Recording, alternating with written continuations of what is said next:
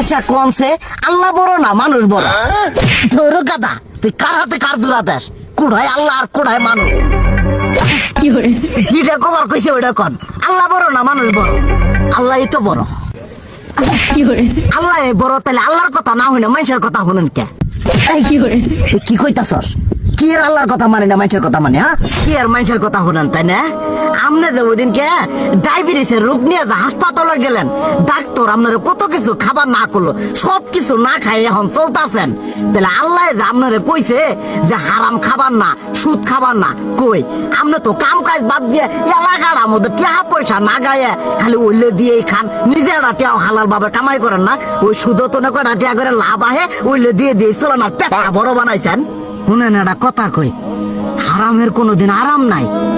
হালাল পথে রুজি রোজগার করেন, প্রয়োজনে এড়া বেলা কম খায়েন, তাও শরীর পিণ্ডও ভালো থাকবো, কোনো রোগ বেদও হবো না, আরামও পাবেন, আল্লাহও খুশি থাকবো। তুই আমার এইভাবে বুঝাবি আগে কইলি না কে? আসলে এই বিষয়টা তো আমি কখনো মাথায় এইভাবে নিইনি যে আমাদের কখনো ডাক্তার নিষেধ করলে ঠিকই আমরা নিষেধ মানি, কিন্তু উপর আলাদা কত কিছু নিষেধ করে দিয়ে সেটা মানি না। আর এই যে হারাম পথে টিয়া পয়সা কামাই করতেছেন, শরীরের মধ্যে দুনিয়া রোগ বেত হয়েছে, দেখা যাইতেছে যা টিয়া হারাম পথে কামাই করতেছেন তার তো বেশি টিয়া মনে করেন জ্বলেই যাইতেছে গা বেশি। আজকের পর থেকে আমি আর এই হারাম সুদ খামো না, আমি হালাল পথে চলবো, হালাল টাকা পয়সা ইনকাম করবো।